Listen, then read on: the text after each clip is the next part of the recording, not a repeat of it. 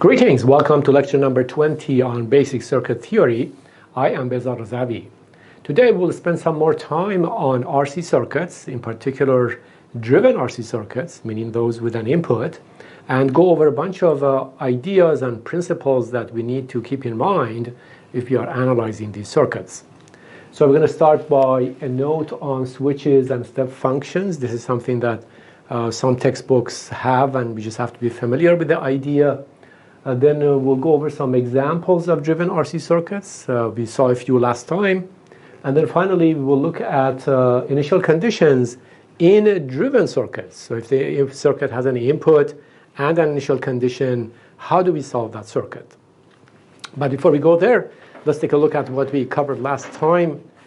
We saw that for a first order system, there is actually a simple general solution that we can write by inspection. And the solution is like this. If we have an output y, we can write it in the form of y at time infinity plus y at time 0 minus y at time infinity times exponential of minus t over tau. Tau is the time constant of that circuit, that system. And to find tau, we can write the differential equation governing the circuit, or we can find tau by inspection as well. And the procedure we had for finding tau was something like this. We have a circuit. It is of first order, so it can have only one capacitor in it, right? Or the capacitors can be merged into one. Let's say they're in parallel. So we have one capacitor. We take this, and there are probably some inputs. So we set all the independent inputs to 0. For example, the voltage source becomes a short circuit. And then we go and take this capacitor out and sit in its place and try to find the resistance that this capacitor would see between these two terminals. So the procedure for finding that resistance would be what we have seen in the past. We apply a voltage source and we measure the current, and Vx over Ix gives us the equivalent resistance seen by the capacitor in the circuit. And then we just write the time constant as this capacitance multiplied by that equivalent resistance, which would be Vx over Ix. So you can see that for first order systems, it's relatively straightforward to write the solution, and we saw a few examples last time. And today we'll see some more examples. But before we go there, I wanted to talk about switches and step functions, so that this is clear in your mind. And when you see different examples using switches or step functions, you can see the similarity between them. So,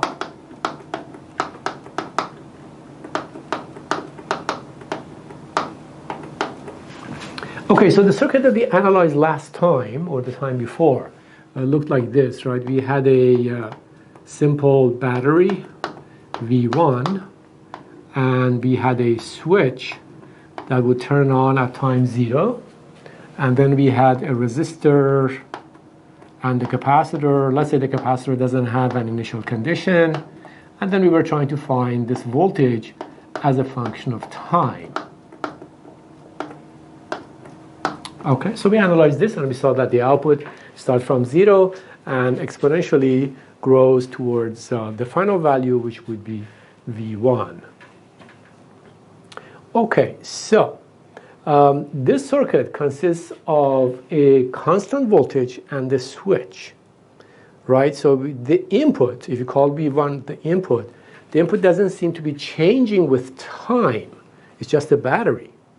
But the way we made it change with time was by inserting the switch, right? Before the switch conducts, the circuit is dead, there's nothing connected to it, this voltage is 0. When the switch begins to conduct, this voltage jumps to V1. So we have emulated a step at the input by combining a voltage source, a battery, with a switch. So you can see that this circuit is actually equivalent to this circuit. No switch, just R and C.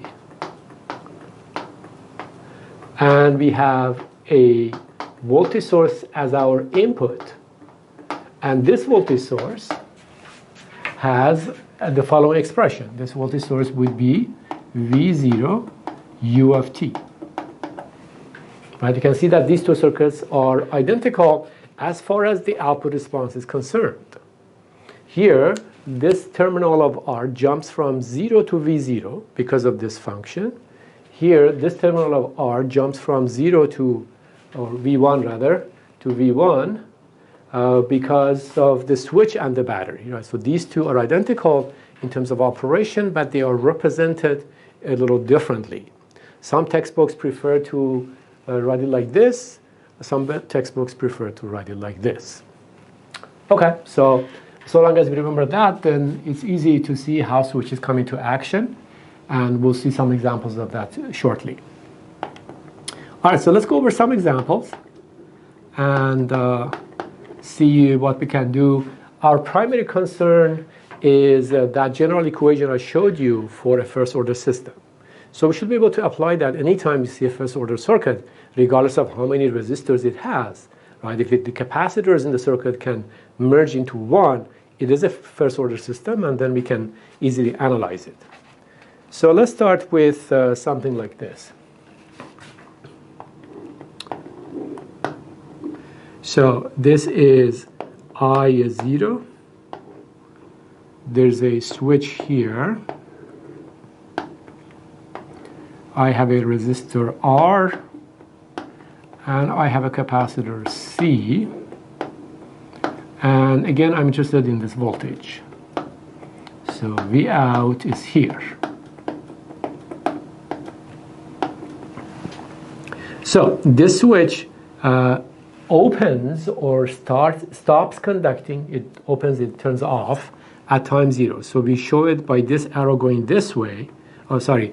Actually, I should draw it the other way so that it's clear. So let's draw the switch like this. So the switch looks like it's conducting, and then at time 0, it opens, right? It stops conducting.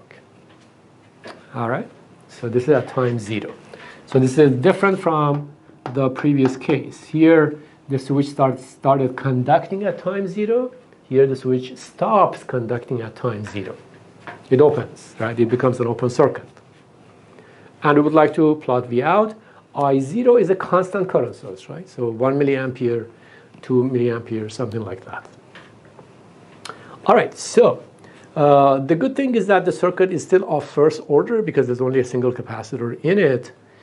So we should be able to use the equation I just showed you to solve the circuit. We don't really need to write KVLs and KCLs and node equations, etc.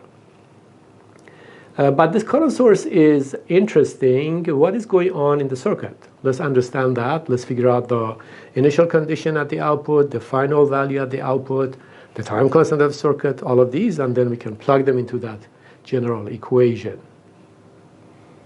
All right, so let's decide what's going on before time 0. Before time 0, this switch is conducting, and we have a circuit. So let's try to figure out what that circuit does. When a switch is conducting, when a switch is turned on or closed, we know that ideally it's equivalent to a piece of wire. It's a short circuit.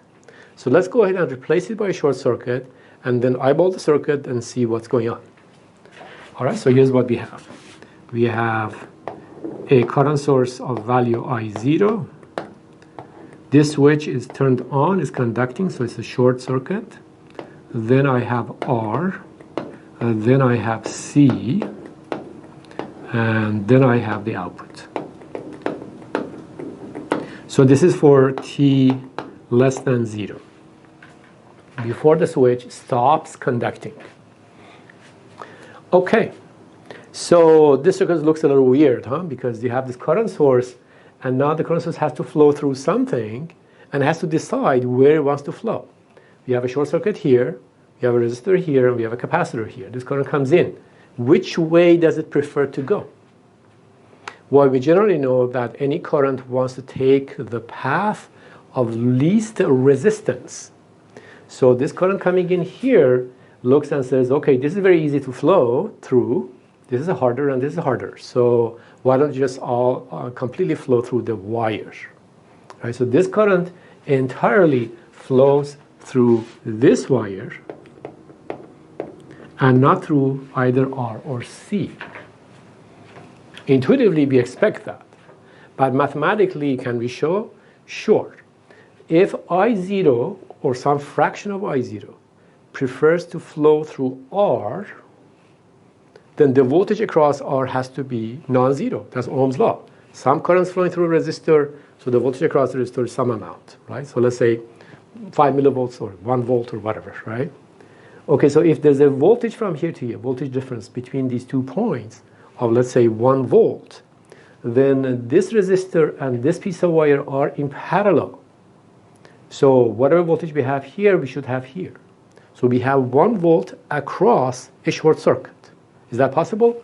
No, 1 volt across a short circuit gives us infinite amount of current. So that's not possible. So that there cannot be any current through R because the voltage across R is forced to be 0 by this short circuit. All right, so at time 0 minus, what we know is that all of I0 is flowing through this short circuit, this switch. None of it gets to this R to this or to this C. So how much is V out at time 0 minus? It's 0, right? Because there's a short circuit across everything.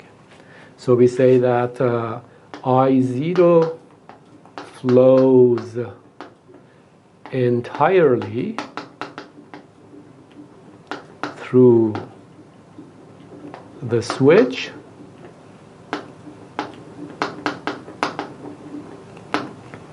That means V out is equal to 0. Okay? So, now the switch opens, stops conducting at time 0. The question is, how much is V out at time 0 plus? Just after the switch has stopped conducting. Okay, so we go back to the fundamental principles we have discussed in the past, right? So we say that if the current available to charge or discharge a capacitor is not infinity, the voltage on the capacitor cannot jump instantaneously. And that's the case here, right? There's no infinite current available anywhere here.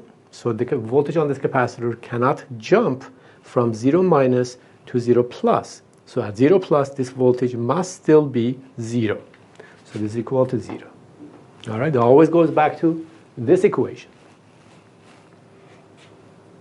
Okay, great. So we found the value of the output of interest at time 0 plus. And that's what goes into the equation that I showed you before. So let me write that equation here so that we know what we're looking for. So we say V out of t is equal to V infinity plus V0 minus V infinity exp of minus t over tau. We have to decide whether this gets multiplied by u of t or not, but that's okay. We'll decide that later. Okay, so I have managed to find V out at 0 plus, which is this V0, right? V0 is the output at time 0, or 0 plus. What's remaining is the V infinity, so the output at time infinity. All right, so what is that value? Okay, so let's go to time 0 plus, draw the circuit, and then see what happens as the circuit proceeds with time towards infinity. So after time 0, the circuit looks like this. So let's change the color. Okay, we have our current source, constant value I0. The switch is stopped conducting, so it's an open circuit now, so that's gone. And then we have R, and then we have C, and then we have V out.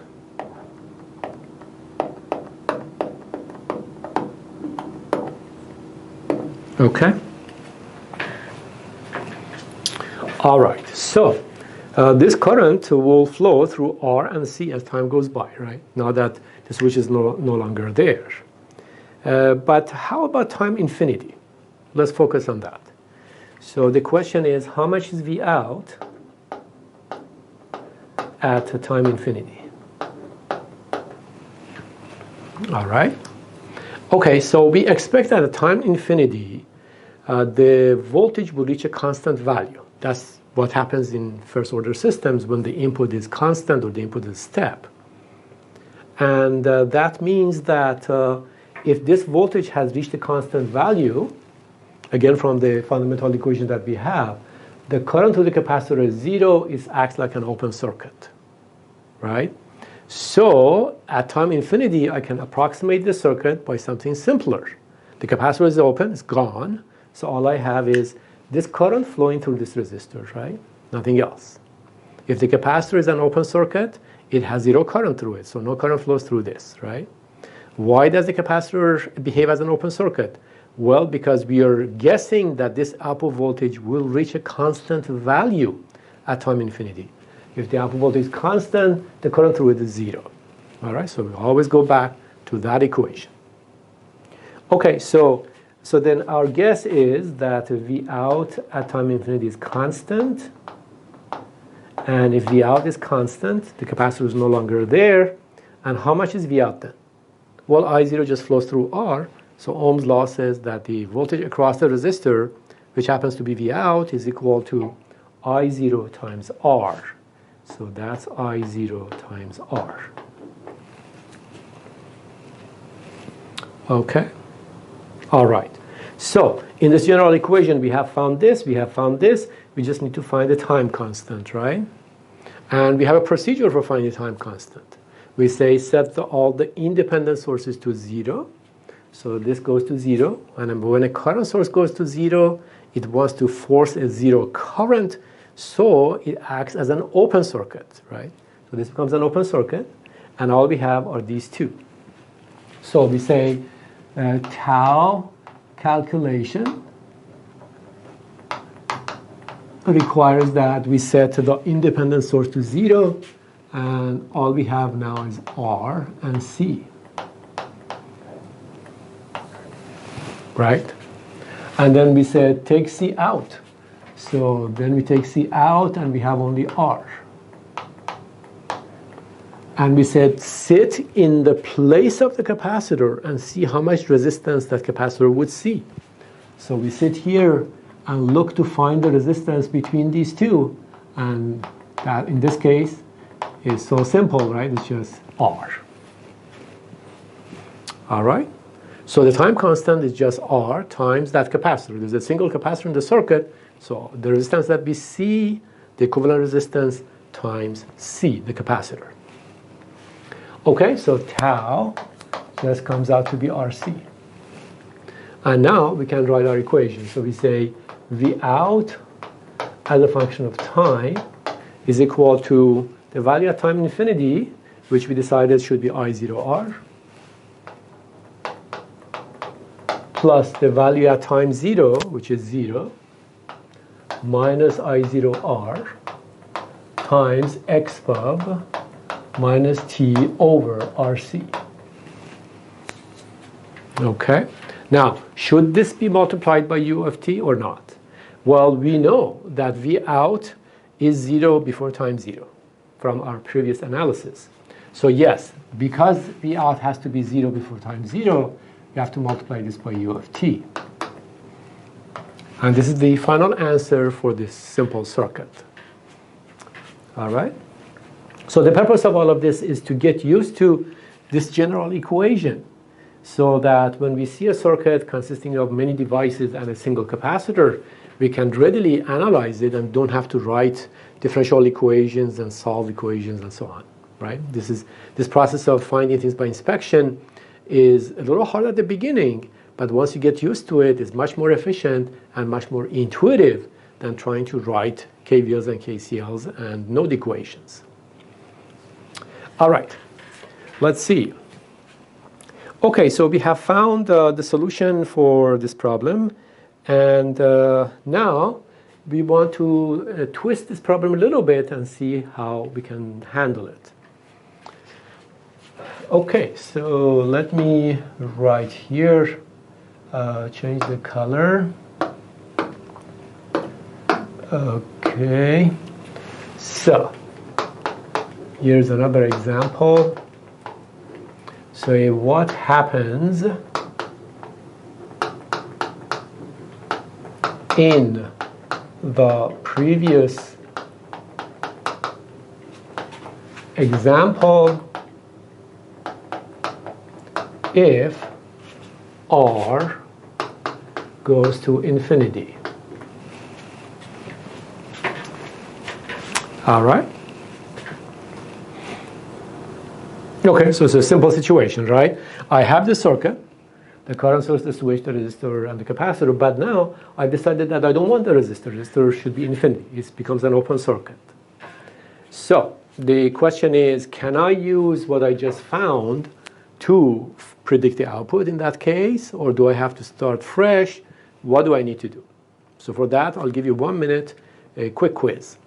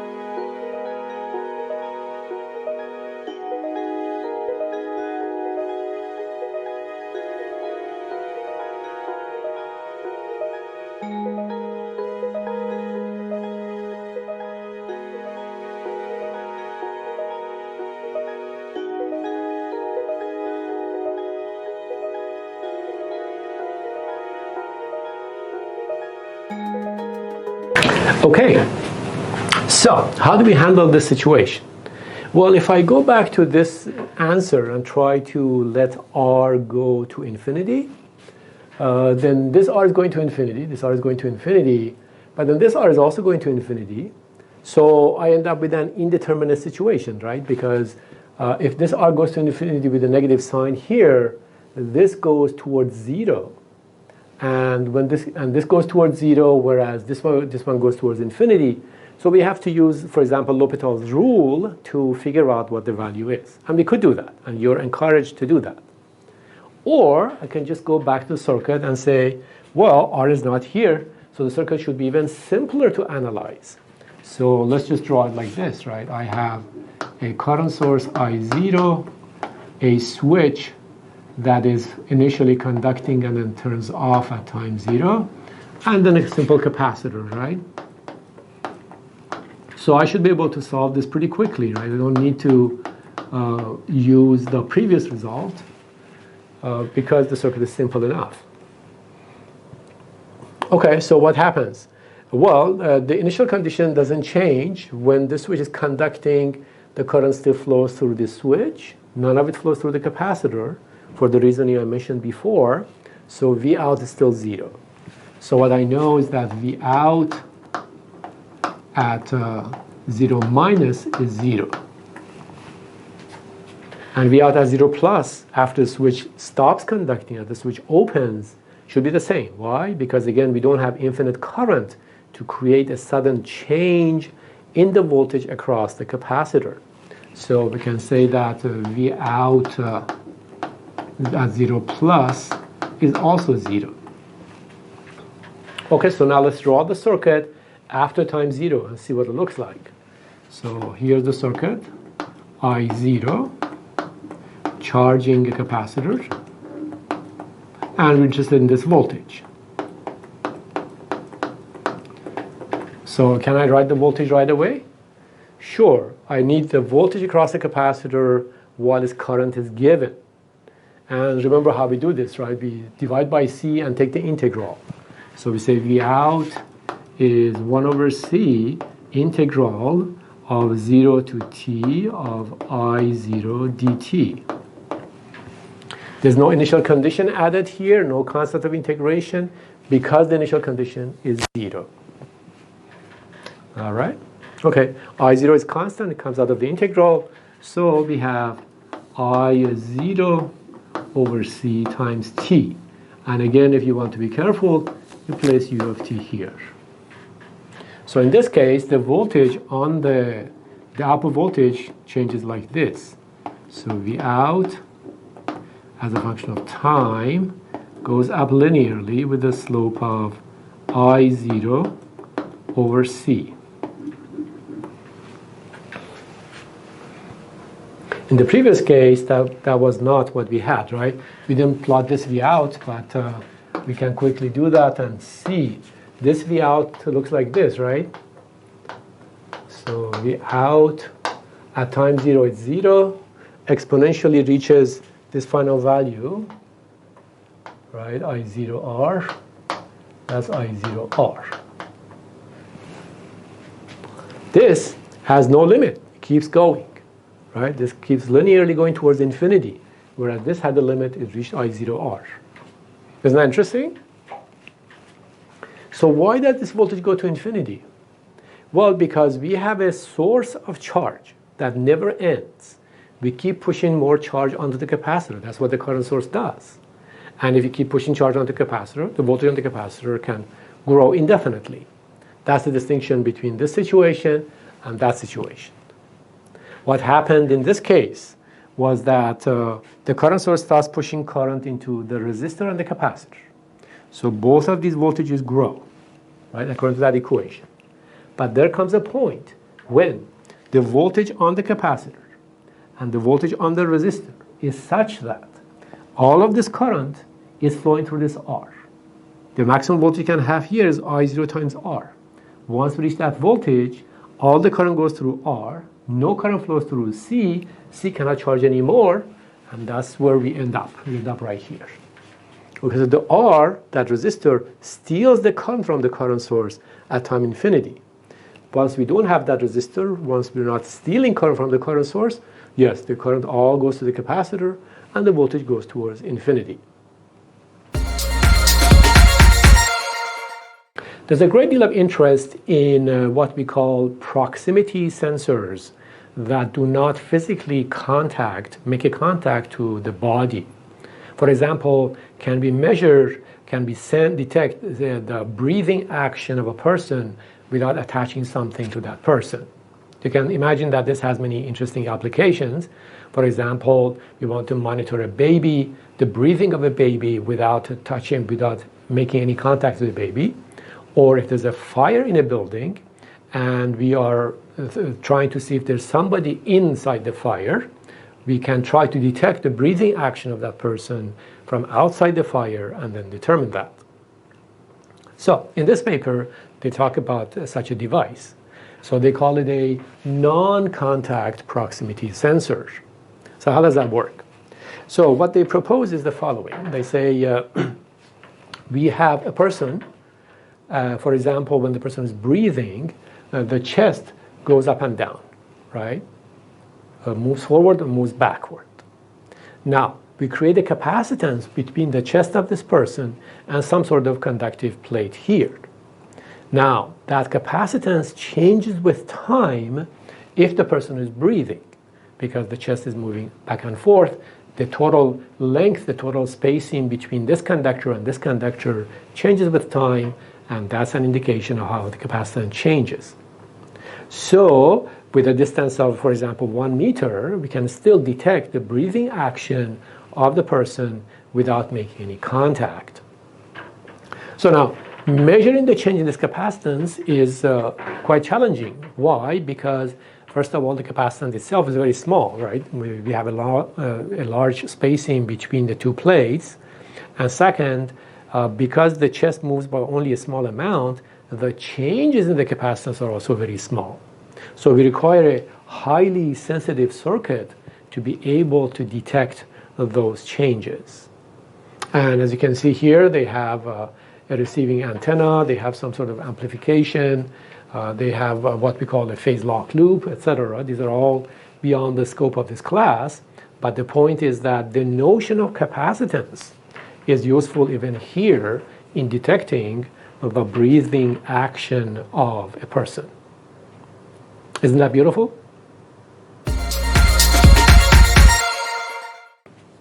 All right, very good. Let's look at another example of these ideas. So in this example, we have a circuit like this. So we have a battery V0. Then we have a resistor R1. Then we have another resistor R2. And then we have a capacitor C1 like this, all connected on the bottom. And then we have a switching action here. So actually the switching action looks like this. So I have a switch here that is initially connected here. So the switch is connected like this, and at time 0 it flips over to this position. So in time 0 it changes to that position. All right, and we would like to plot this voltage as a function of time.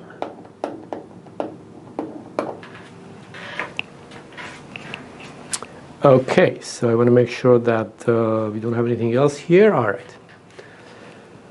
Okay, so let's analyze the circuit and see how it goes. So before time 0, the switch is here, is shorting these 2 points together. This resistor is not connected to the rest of the circuit. It's sitting just by itself. And we have a battery, a resistor, and a capacitor. All right. Okay, so how much is V out before time 0? So we say before time 0, because the switch is conducting, we have a battery, we have a resistor, we have a capacitor. We've seen this before, right? The capacitor charged up to V0 a long time ago, and this voltage reached V0 and then it stopped. That's what we saw in the previous lecture. So before time 0, assuming that the switch has been here for a very long time, we can say that V out is equal to this battery, right? You have a battery, you have a resistor, a capacitor. The capacitor charges up to the battery voltage. So we say V out is equal to V0, the battery voltage. Okay? All right. Now at time 0, the switch changes its position. So instead of connecting these 2 points, it connects these 2 points. So now what does the circuit look like? Well, let's draw the interesting part of the circuit. The interesting part would be this resistor and this capacitor connected to each other, right? So that would be like this here. So that's the resistor R2. This is the capacitor C1. And that's all we have here, right? R2 and C1 are connected. This is not connected. It's no longer of interest to us, because we're interested in V out, this voltage. Okay, so how much is V out at time 0 plus, as soon as the circuit assumes this form? Well, the voltage on the capacitor cannot change in 0 time because the current available to that capacitor is not infinite. So you say at 0 plus, it has to be the same as 0 minus, which was this value here. So it's very simple, right? We charged up a capacitor through this resistor to a battery, and then we hooked up the capacitor to this resistor R2. That's all. And now the capacitor is going to discharge through R2. So in a sense, this circuit was a driven circuit that had an input, and it allowed this capacitor to reach this voltage. And then it became an undriven circuit, like so, just with an initial condition across the capacitor. So there's a voltage of V0 here. Can I write this V out as a function of time? Sure, that's easy, right? It's just a capacitor discharging through a resistor. So we can say V out of t is equal to V0, the initial value, times exponential of minus t over tau. And how much is tau? Tau is the product of the capacitance and the resistance that discharges that capacitance. So here R2 is discharging C1, so tau is just R2 times C1. Okay, so that's the expression for the output voltage of the circuit after time 0. Should I multiply this by U of t? No, because if you multiply by U of t, then it means that V out has to be 0 before time 0. And that's not correct, right? V out is not 0 before time 0. So we cannot multiply this by U of t. Okay, so we have to be careful. So what we would say is for t less than 0, that's the expression that we have for V out. And for t greater than 0, that's the expression that we have for V out. Okay, that's the meaningful way of writing this out for V out so that there is no confusion. All right, so this function applies only to time greater than 0, and this function applies to time less than 0. All right. Okay, so let's make things a little more interesting and do the following. So we want to repeat this example, but a little different. All right, so let's go ahead and do that. Go to the next page here, and we'll make up a new example from this example.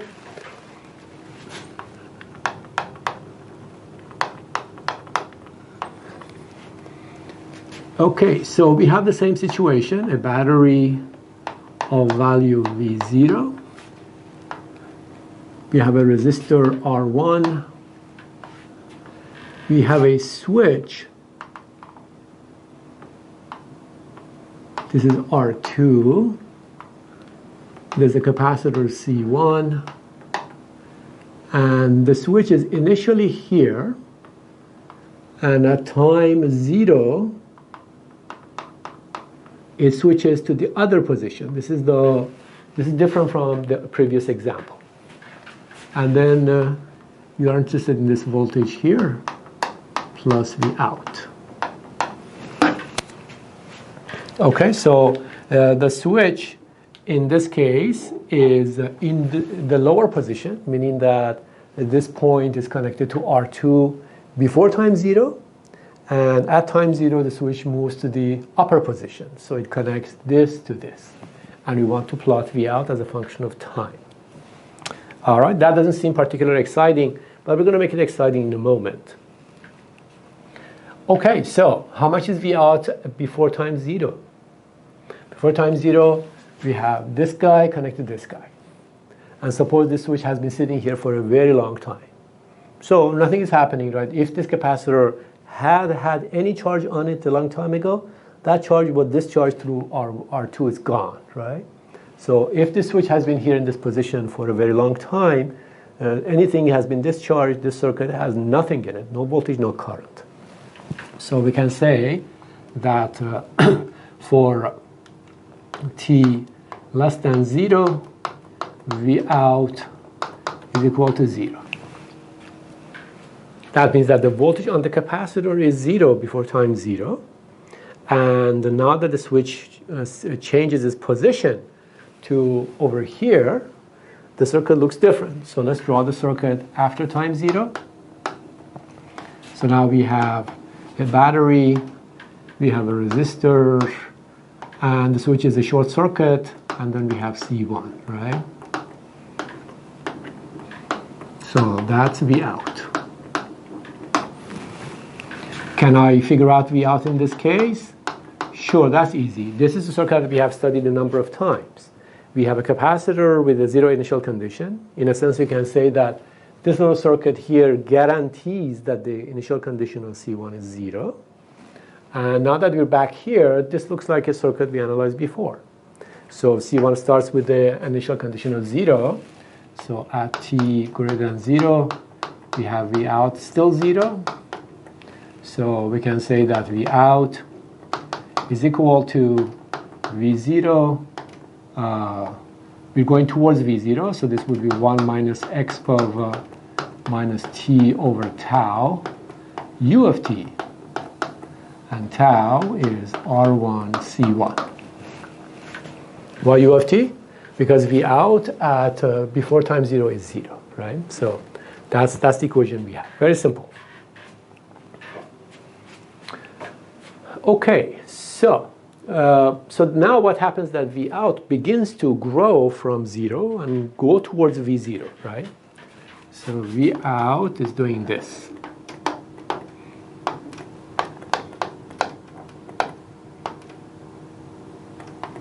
And it wants to go toward V0 if we allow it to get there, right? If we wait a long time. All right, so the switch was in the lower position, the output was 0. The switch went to the upper position. We connect the capacitor through R1 to the battery, and the capacitor begins to charge. Okay, but suppose as the capacitor is charging, somewhere along the line, I turn the switch back to its original position. So suppose the output has gone up to here, and at some point in time, T1, the switch again goes back to its original position. So at time T equals T1, switch goes back to position 1. So to make it clear, we'll call this position 1 and this one position 2. Right? So before time 0, it was in position 1. After time 0, it went to position 2. At time T1, it comes back to position 1. Now what happens? Okay, so let's draw the circuit after time T1. After time T1, the switch is back in here, so we have again this circuit. So we say for t greater than T1, the circuit reduces to this, R2, C1, and there is a voltage here, right? How much is the voltage? The voltage on the capacitor, which happens to be V out, is this much, right? So let's call this VA. So the voltage on the capacitor right after time T1, so we can say this is at T1 plus, right? Right after T1, the voltage on the capacitor is VA. How much is VA? Can we figure it out? Sure. This is the voltage that the capacitor was developing in this charging process, right? So I can say VA is this one evaluated at time T1. So that's V0, 1 minus x of minus T1 over tau, right? That's easy.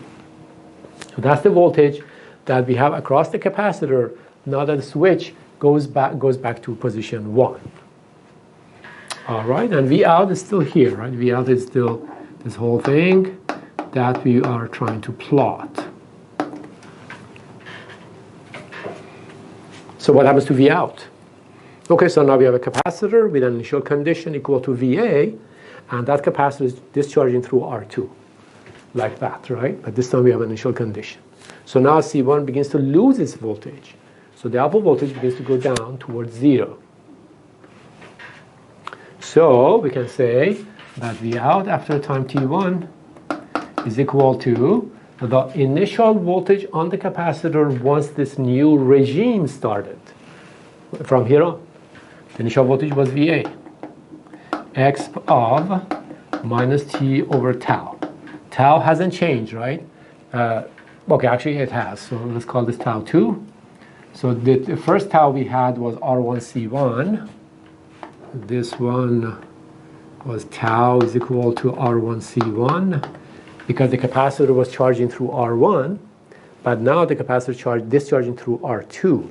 So this will be a different time constant, and tau 2 is given by R2 times C. So this one is tau 2 is equal to R2 times C. Tau 2 can be greater than tau 1, the first tau, or not, doesn't matter, but that's what we have. Okay, should this be multiplied by U of t? No, because this actually starts at time t1. So this is valid only for t greater than t1. So we have one equation here for greater than t1. We have one equation here, actually not this one, for t less than t1. All right, so that equation holds from any time from minus infinity to t1, because that's u of t. This equation holds for greater than t1.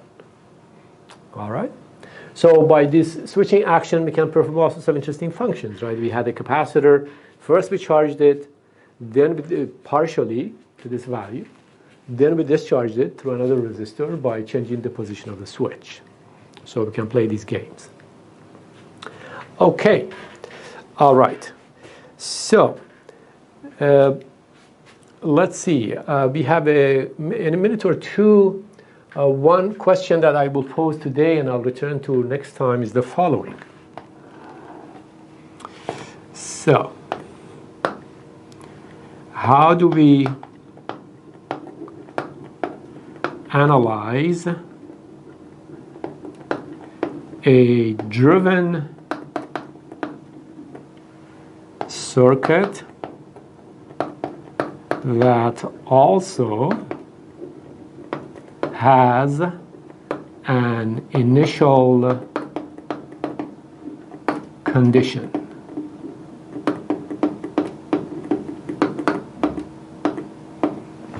Okay, so a driven circuit means that there is an input, right? For example, a voltage source. So there is some V1 of t. It could be a step, it could be an impulse, it could be a sine wave, it can be anything you want, right? But then there's also an initial condition across the capacitor, for example. So we have a capacitor here, and at time 0, it has some voltage V0. So we have an input and we have an initial condition. So if you had only the initial condition, we called it a source-free circuit. If we have this one and this, if we have only this one, we call it driven circuit, but now we have a driven circuit with an initial condition. How do we analyze that? That's an interesting question that we'll come back to next time. I will see you.